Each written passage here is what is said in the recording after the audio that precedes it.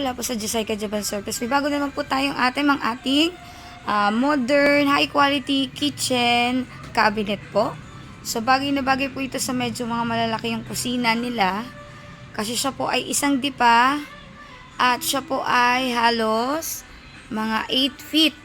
Ayan, 8 feet mahigit po yan. Ayan, malapad. So meron na kayong lagayan ng or tauban madam sa taas na mga kasirola or mga hindi nyo po mga ginagamit na kasirola, pwede nyo rin po yan lagay. Meron din siya ditong mini pantry. Ayan.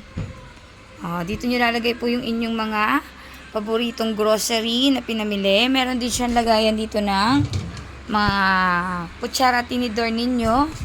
Meron din po dito sa may baba. Ayan, pwede rin tauban yan.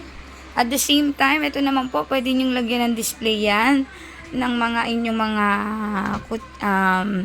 baso o mga mangkok. Pwede rin pong mga utensil ninyo. Kayo nang bahala kung ano pong gustong ilagay nyo sa taas. Ayan, movable din po yung kanyang mga shelves kung gaano kalaki yung ilalagay. Meron din siya ditong pull out para sa inyong mga rice cooker. Pwede rin pong oven. May saksakan din po yan mga madam. 220 volts din po. Meron din po yang para siyang exhaust. Ayan, dyan lalabas yung usok. Ayan, pag kayo ay nagluluto o ng induction ready. Ito po, meron din siyang 3 drawer dito. Lagayin nyo ng mga utensil ninyo. Then, meron din siyang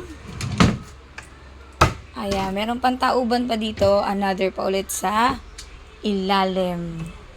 So, ayan po. Syempre, ang kulay nito ay may pagka-cream siya. Halong puti. Ayan. Bagay na bagay po sa mga team puti. Ayan.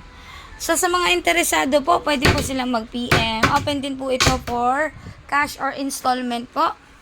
Ayan. Visit nyo lang po ang aming bodega po dito po sa Black 2 Lot 1 Magdalena Home Subdivision, Ampid 1, San Mateo, Rizal. Salamat.